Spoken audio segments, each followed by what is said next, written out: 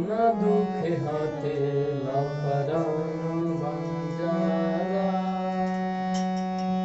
रोज भर मारेला कंपा लगावेला चिटकी भर दाना दो एक के फंसावेला कौना दुख हाथे लपरान बंजारा कौना दुख हाथे लपरान बंजारा कौना दुख हाथे लपरान बंजारा।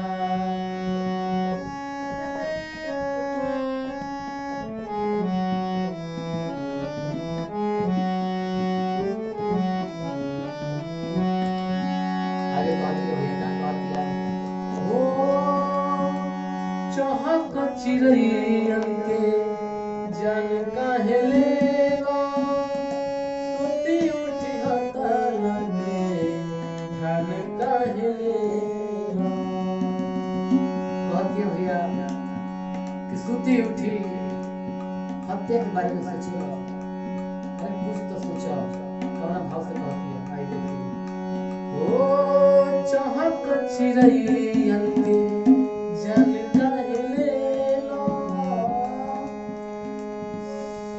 सुती उठी हता लगे धन काहे लेगा।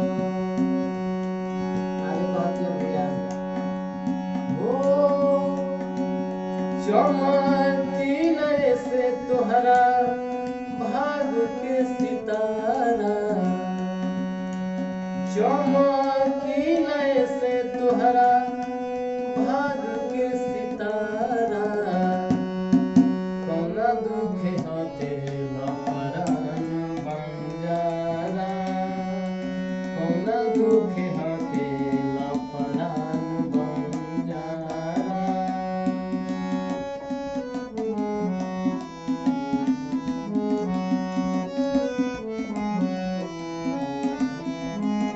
आगे कह दिया हो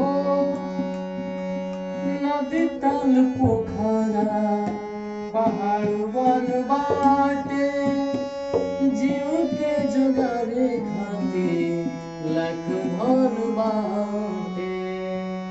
कहती है भैया के धरती पर लाखों जीव बा नदी ताल पोखरा वन सारा चीज बा तुम्हारा लगे तो बहुत कुछ बा कम से कम जीव के जगाओ भगवान तो खुद भला करी है कि कौन पुण्य के काम ना हो क्यों ना भाव से भैया पक्षी रो रो के कह दिया आई देखिए हो नदी ताल पोखरा पहाड़ वन बाटे जीव के जुगावे खातिर लाख धन बाटे।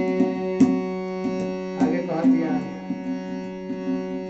हो जानाई हमें कहीं पा जइबो सितारा हो जानाई हमें कहीं पा जइबो सितारा कौना दुख हाथे लपरान बंजारा कौना दुख हाथे लपरान बंजारा।